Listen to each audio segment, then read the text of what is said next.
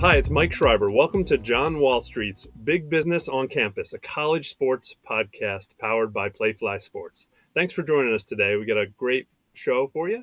We actually have a couple people here with me. My co-host this time, Corey Leff. He didn't join me last time, but he is here this time and going forward. He obviously is the leading voice behind JohnWallStreet and also a University of Arizona alum.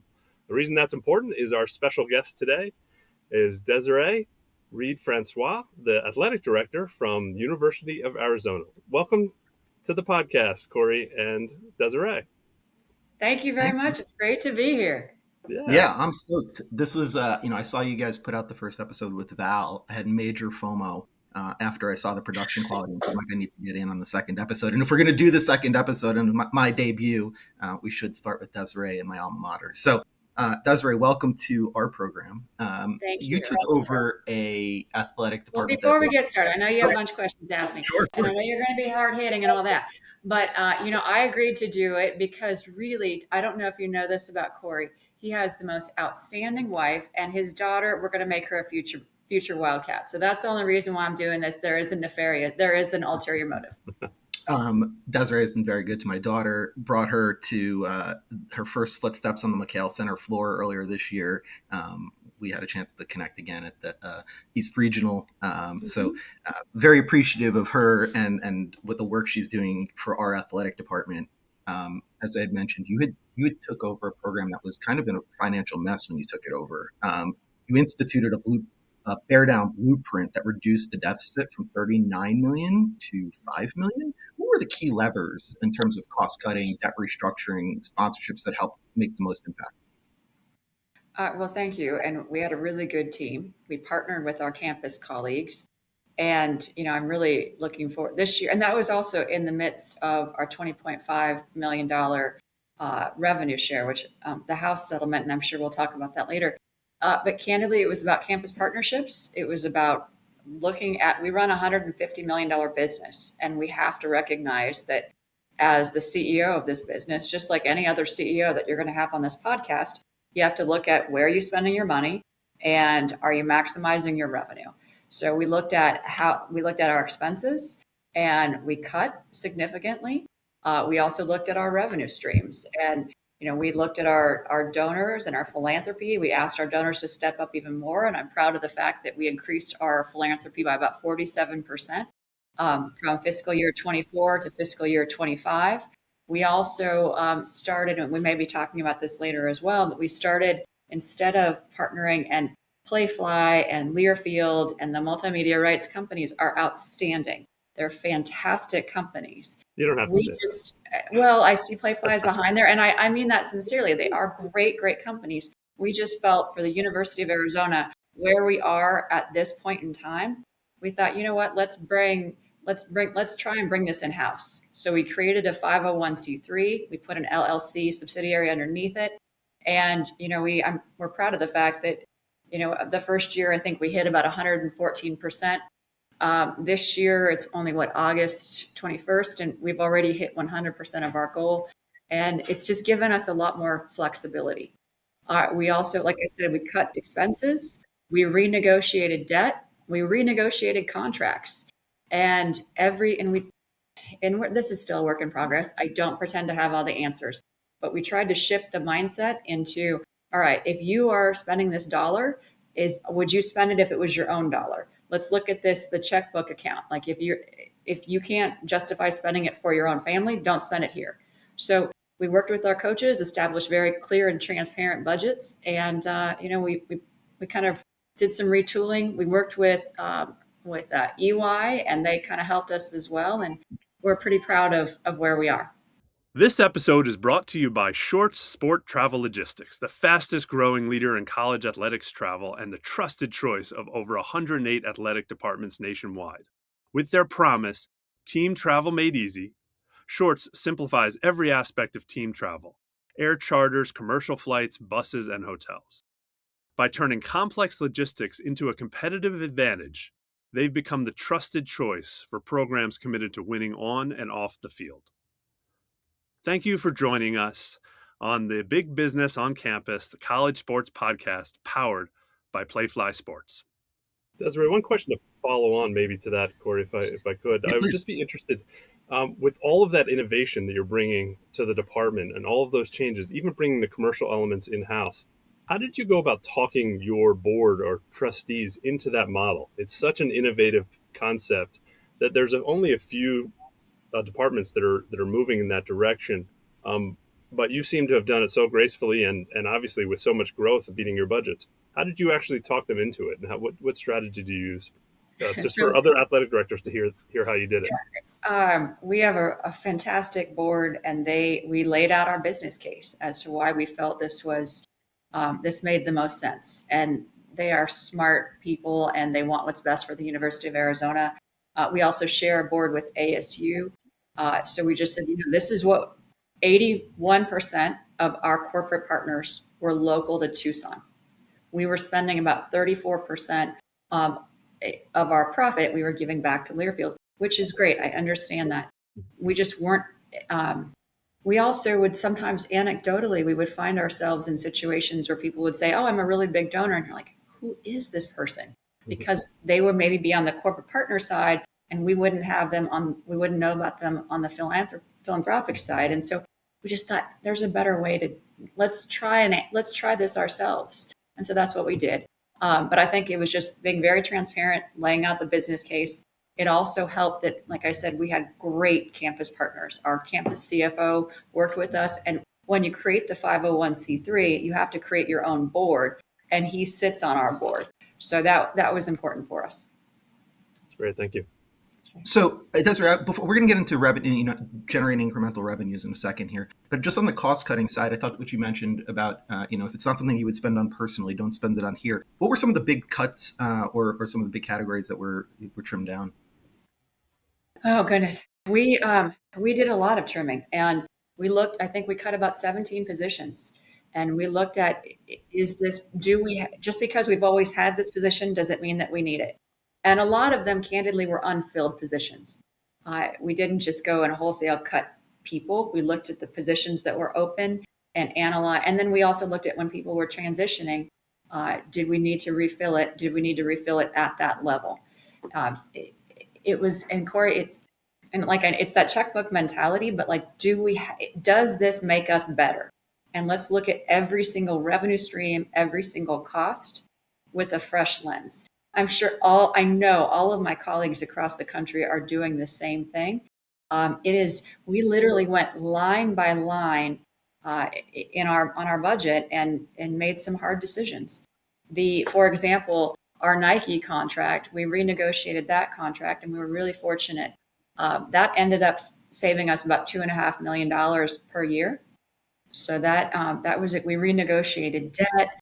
And we're also just scratching the surface of what AI can do. We have an AI standing committee, and there's about 6 or 7 areas that we found AI to be really fascinating. And again, it is constantly an iterative process. But we have a committee that meets every 2 weeks, and everything from I'm going off on a tangent, so bring me back if I'm way off. Okay. But I'm fascinated with AI, and we look at everything from ticketing and fan engagement. What can we do there? Like dynamic pricing models.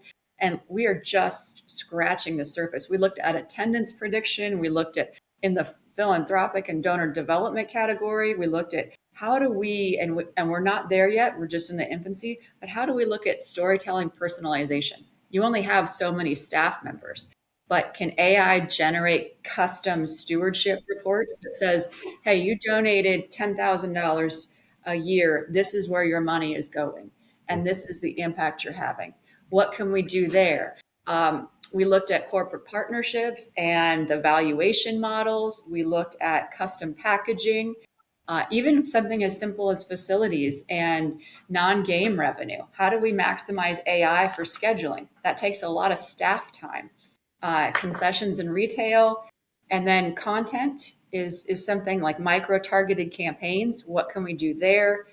What we have found is that AI really, it helps you find some hidden incremental dollars in existing streams. that's where, and again, just scratching the surface. Don't pretend to know all the answers, but I'm fascinated by it, and I love the tool, and I feel like there's so much more that we can even do. That's great. Do you use it on the court in the field as well, the AI, or just in the business side? We're just using it right now on the business side to see how we can do that.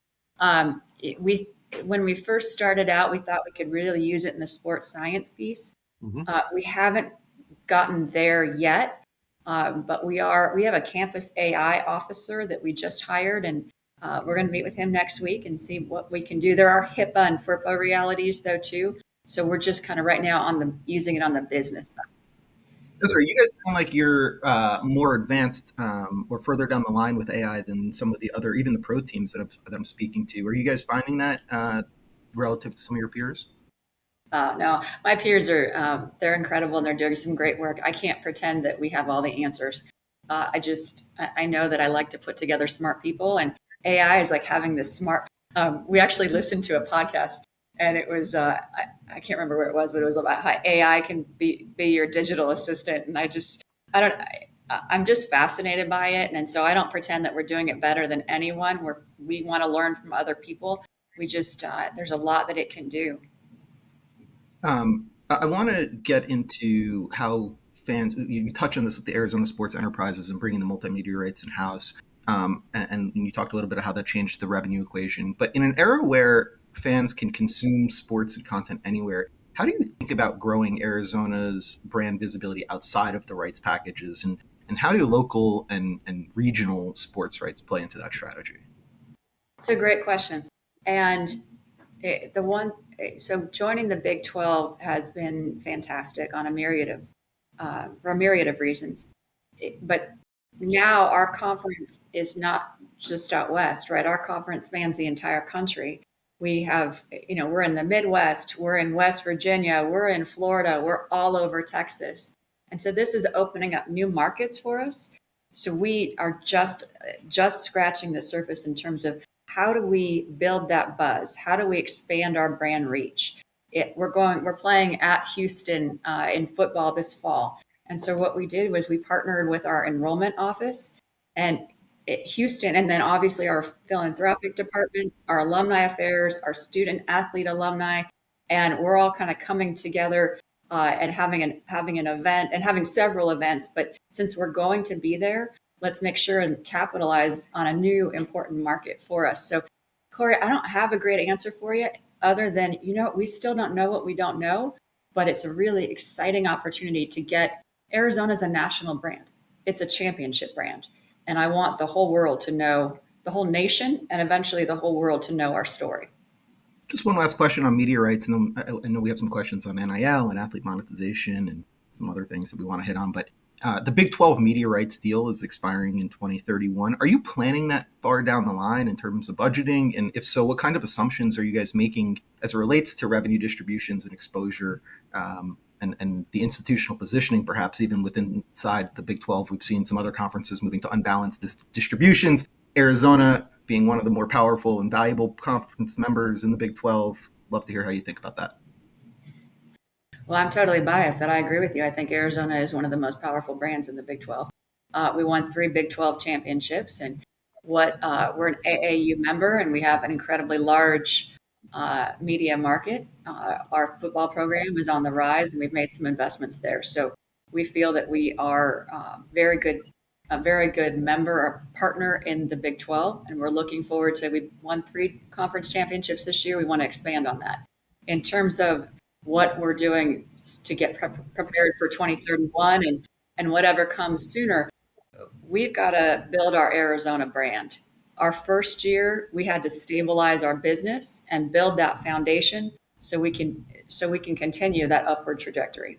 And we did that by getting a handle on that budget, creating that culture, if you will, that when you bring some really smart people, we have incredible coaches, and my student athletes are, and I know every athletic director that you have on here will, when they say the word student athlete, like you just light up. And I'm looking outside my window right now, and we have new freshmen coming on. And right before I came here, I spoke to new freshman orientation. So it just makes me smile because uh, yes, there are a lot of changes that have had happened in the last 18 months that will happen until we finish this, until we get into, we figure out what's going to happen with the CFP, what's going to happen with kind of the new TV contracts, et cetera. So there's change always coming.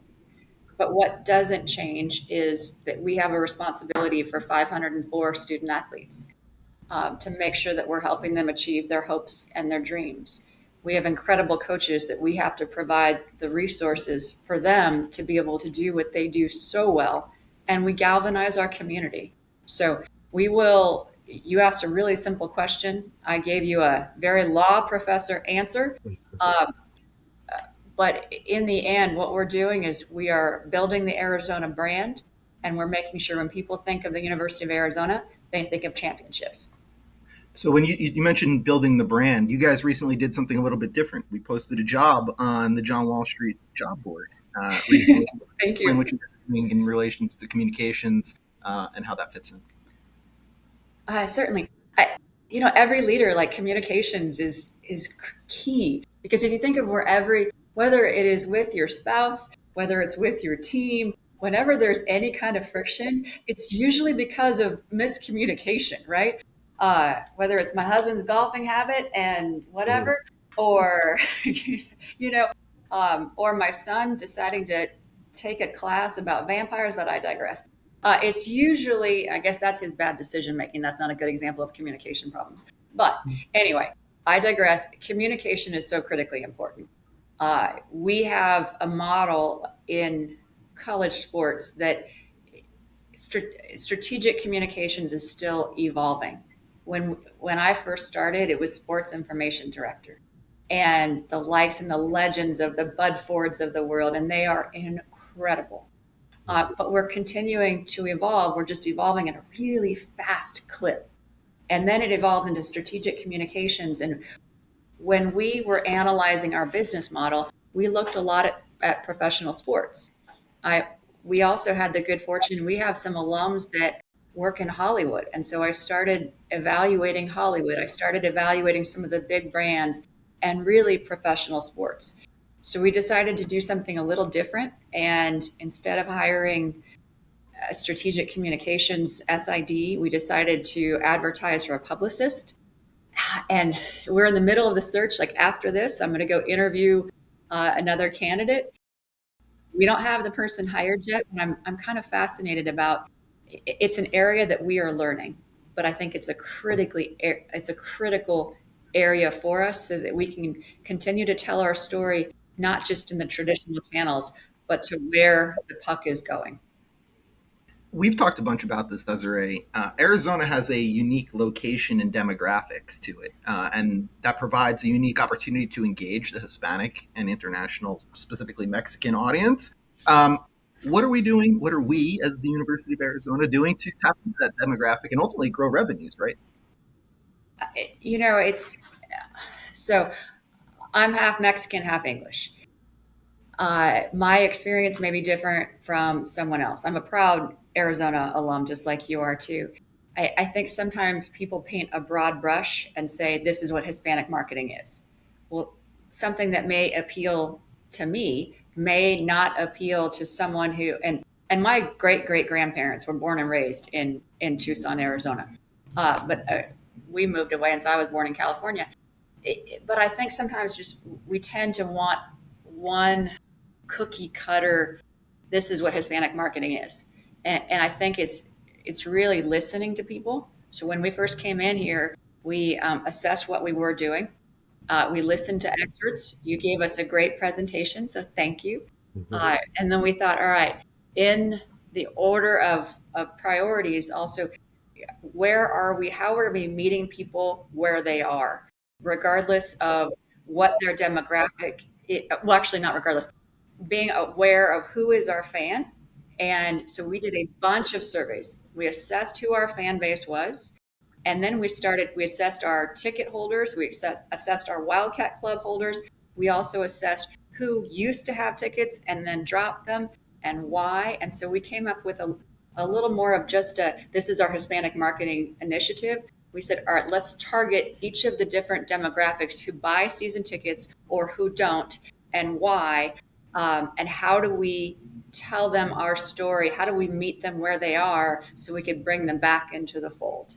So I don't have, we've done, we are now broadcasting our games in Spanish, and we have several student athletes that are native Spanish speakers and that are featured in some of our advertisements. And so we've done a lot of that, but we're just scratching the surface. I'm glad you Yeah, brought that up because we talk about Hispanics, but they're not. It's not a monolithic group. Each Yes. is within demographic within that it has unique needs and desires, and meeting them is important. Sorry, Mike, I didn't mean to step on your toes there. Yeah, no, I was gonna combine two of the topics here, right? Communications and storytelling, and targeting, right, and addressability for certain audiences like the Hispanic community. It's really interesting to think about. There's a lot of different departments that are experimenting in different communication models and targeting models, creating newsletters and storytelling models to be able to access and talk to each of those different groups. Have you looked at any of those models where you're projecting storytelling, whether it's through marketing or through newsletters or through updates to different fan bases? I do. I do a monthly newsletter, and I actually write it myself uh, to our fan base. Sometimes I miss the mark, but I try and write it like, what do I want to? What did I want to know when I wasn't in the chair I'm in? Because like I know where I was in 1997 when we won the national championship. Like I am also a fan, and so I try and say, all right, what is it? What do I want to know? And you know, in athletics, and we have the privilege of kind of helping people make memories.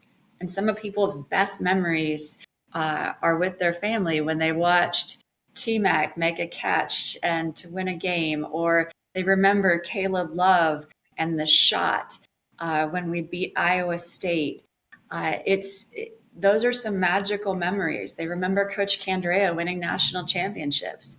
So tapping in, that's what I want to know about. And so our job is to create reasons for people to care, meet people where they are, and try and engage in communications, try and bring them back, because our student athletes, we have 504 of them, and they have incredible stories, and they make magic. This episode is brought to you by Shorts Sport Travel Logistics, the fastest growing leader in college athletics travel and the trusted choice of over 108 athletic departments nationwide. With their promise, Team Travel Made Easy, Shorts simplifies every aspect of team travel: air charters, commercial flights, buses, and hotels. By turning complex logistics into a competitive advantage, they've become the trusted choice for programs committed to winning on and off the field. Thank you for joining us on the Big Business on Campus, the college sports podcast powered by Playfly Sports. Desiree does a good job with that newsletter. She's really prompt in terms of addressing things that the fan base, or really like the boosters and alumni, want to learn about. Her email on what the House settlement would mean to Arizona came like within minutes of it being announced. So she was very much on point. It was definitely the first one I got a chance to read. So she does a good job. So maybe to follow on to that House settlement question, how is Arizona looking at splitting up the $20.5 million? What's the thought pattern there? Thank you for asking, and without giving away our trade secrets, because candidly, like, we're competitors, not like we are competitors with everybody else, and I'm not going to share that. But I mean, we are all in 100%. We are distributing $20.5 million. When we first started, and we started with like 26 models, and then we kept like having them. We worked with our campus colleagues, we worked with our attorneys, we worked with our SAC, we worked with our coaches, we worked with our campus leadership, and then we honed it down to the model that we arrived. But we had three kind of responsibilities. We had to be incredibly competitive, we had to be fair, and then we had to be great stewards of our resources.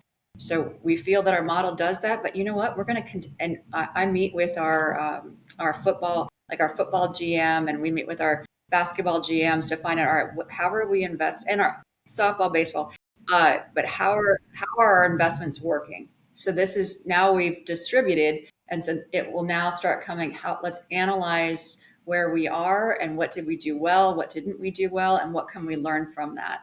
So this is it's a very iterative process. I've heard people talk about how the House settlement is progress over perfection. And I would say the same thing. I am optimistic that the House settlement will it'll give us some guidance. It'll give us some guidelines, and it creates a path forward that the University of Arizona is going to have the same playing field as the rest of our colleagues. And I'm optimistic. On a Desiree, follow-up. Yeah. Sorry. sorry, go ahead. I Yeah, was well, just I was just going to say, I know you don't want to talk about specifically how we're divvying up the money, and that's totally fine. But Arizona has a very strong tradition in women's sports, particularly softball. Women's basketball has been really good of late. How do we ensure that those programs continue to stay at the top of the conference and nationally, knowing also that men's football and basketball are going to require a large percentage of this dollar? Those two sports are participating in revenue share. And then when we looked at allocation of scholarships, how we did it is we looked at our national championship programs. We looked at those programs that have had historic success, and then we looked at those that are still growing. And we allocated scholarships based upon some legitimate non-discriminatory criteria, because you're exactly right. We have incredible Olympic tradition. And while triathlon is still a developing sport, we won a national championship in triathlon this year. And that, to those young ladies, and heck, to me, I was there when we won it, and we beat ASU, but that's fine. And when we won the national championship, like, that's a memory I'm going to take with me for the rest of my life. Like, it's just, and those young ladies are going to remember it forever. So, I was an Olympic sports student athlete, and I was just a walk-on rower, and I wasn't even that good. But my experience helped shape me. And all of those student athletes have that same expectation. We make promises to their families that we are going to give them a championship level experience, and that's what we're going to do. So 3 ways that, and one thing that's a little bit unique about the University of Arizona is that we partnered. So we are doing a lot of NIL we're doing a lot of branding workshops. That's a big component of our learning module. But we also partnered with our College of Agriculture and Leadership and Economic Sciences. I just butchered that. It's called CALES. And we created a minor that is going to be in finance and branding.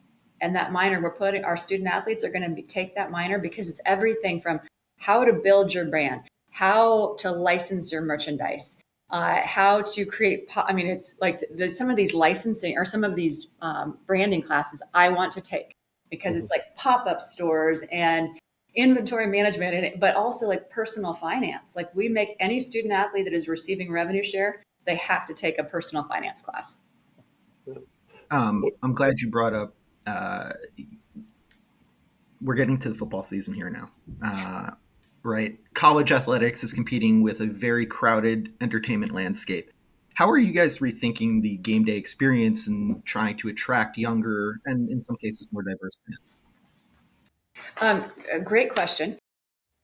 So we have been very aggressive. We rebuilt our ticket sales team. We brought that in-house. Group tickets has been a big point of emphasis. The overall marketing strategy there has been very grassroots. Like, everything from, we had every, and it may sound silly, but grassroots marketing, there's something to be said about hand-to-hand combat in terms of grassroots marketing. When you look at who our season ticket holders are and where the concentrations are. So what we did, we went on, first we started out and we did a caravan all throughout the entire spring. We did 26 stops, I believe. And we went all throughout the state, from Yuma to Nogales. We were all over the valley, Glendale, Phoenix, Tempe. We went, we did 5 stops here in Tucson, and everything from South Tucson, North Tucson, Marana, Oro Valley. Like, we were everywhere. Once basketball finished, the entire month of April, May, and then we went into June. So we went all over the valley to greet people. We brought student athletes with us, because we wanted to give them an opportunity to practice their communication skills. But man, they are our best ambassadors. And we wanted our fan base to get to know them. And, Coach Brennan was outstanding in supporting this initiative.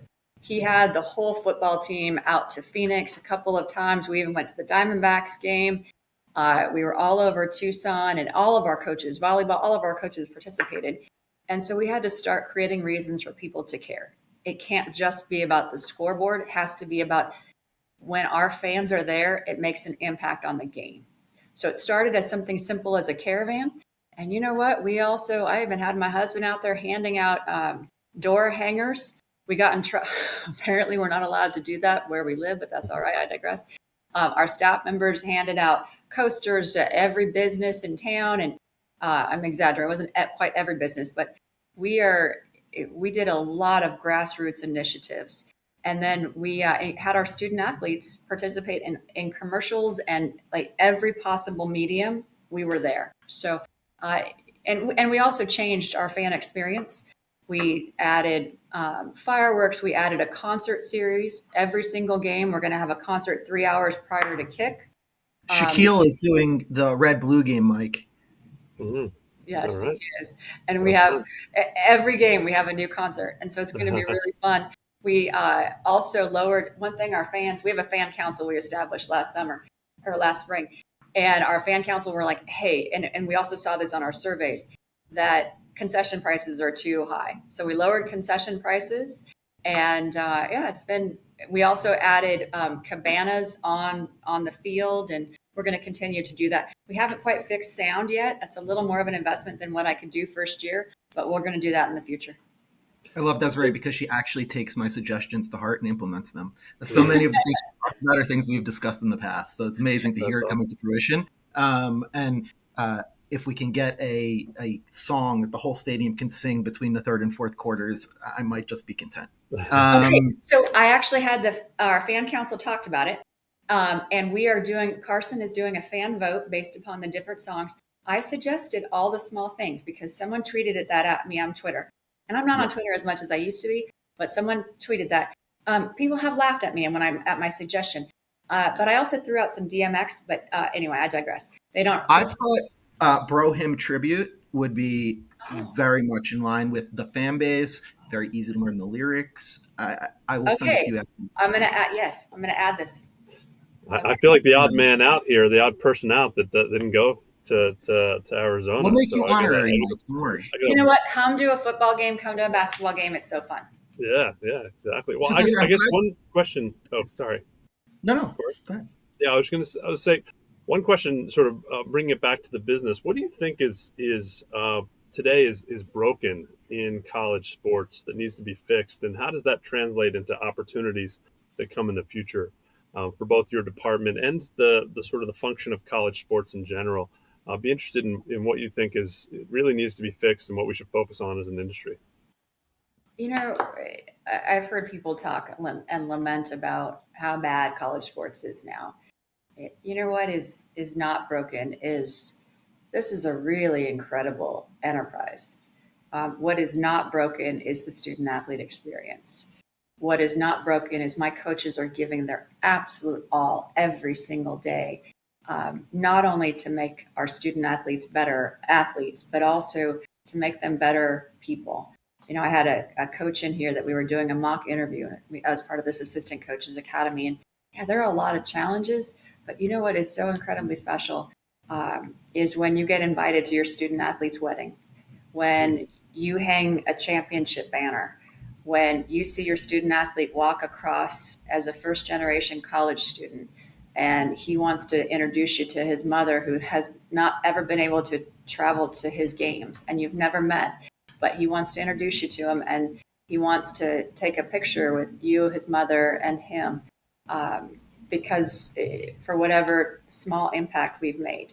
So are there challenges with our business model? Sure. Do I want to see us having more fruitful conversations that are not just conference specific, but that practitioners are talking with one another? Absolutely. But this is an incredible endeavor. I am really proud that I've worked my whole career with one little deviation of practicing law. But, you know, in this enterprise, because what we do and what our coaches do and what our student athletes do, it really matters. So sorry, not the answer you probably wanted, but that's just how I feel. So, in For terms of strategic priorities for the athletic department, short term, what are the top priorities on your list? And short term being next year or two, and then longer term, what's at the top of the list for the next 5, 10 years? Goodness gracious. Okay, so short-term priorities.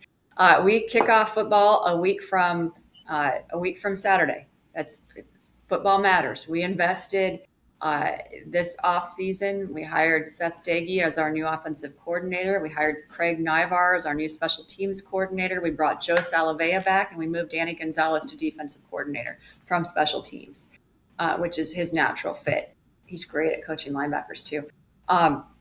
And we're all in on revenue share. We retained our key heart of our team with Noah Fafita and Genesis and Stukes, and so we have some really key pieces. We invested in our game day atmosphere, and we're going to keep doing that. We got to look at what we're doing for our fans in terms of our facilities and how can we enhance that. So in the next 18 months, that's going to be a priority for me.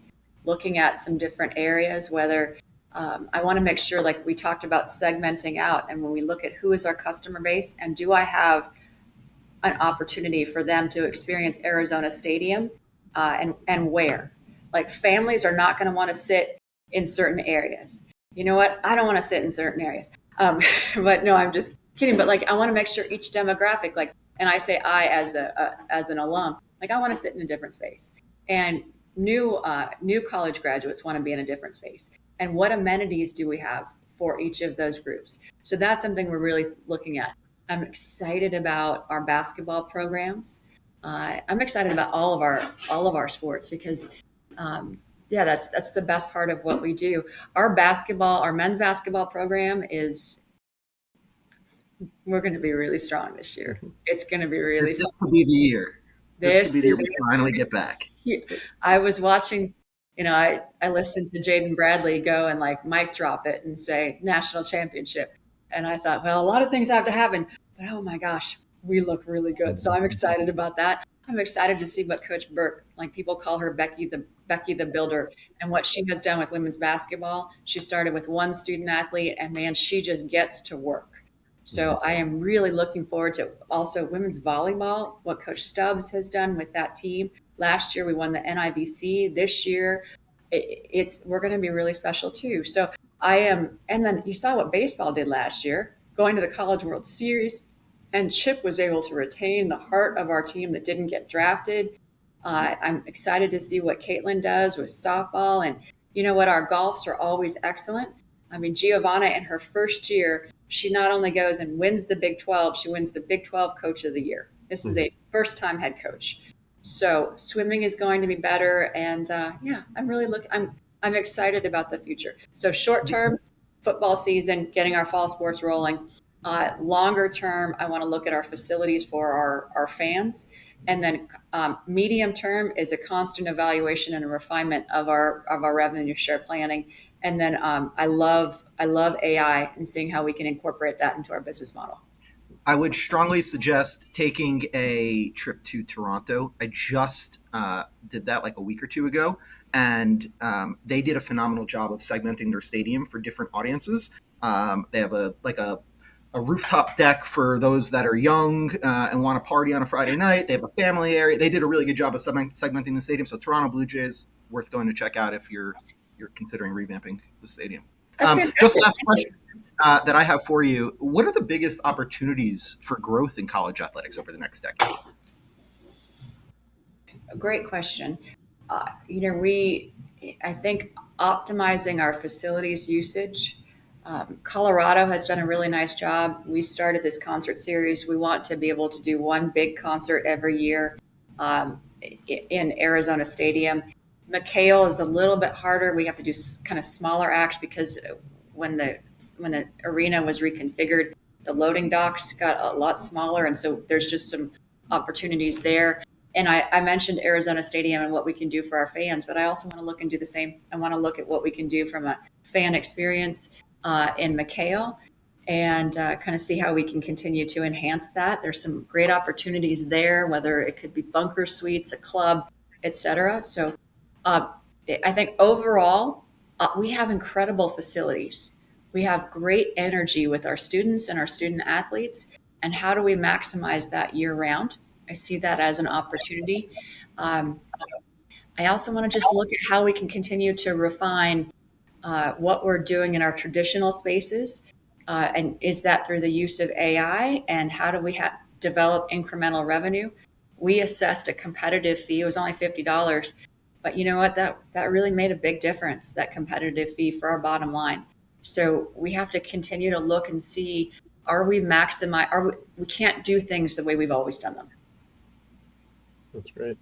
Well, I think we're about at time here, so I want to thank you, both Corey and me. Thank you. Obviously, Corey has a deep connection to the university, as you can tell from this discussion. But really insightful. Just so impressed with the arc of your career, Desiree, and all the amazing stuff that you've done in the short time there. Right, the championships, the success on the financial side, so many more achievements that we didn't even get to talk about today. So, well, I get way more credit than I deserve. We're very fortunate to have, we didn't intend this, but I think we have like 17 people that came over from Missouri to the University of Arizona. None of them are from the University of Arizona. None of them are from the U of A or from Tucson, but they left the Southeastern Conference to come here because of the strength of their bond with each other, and the team that we have here, I'm really proud of.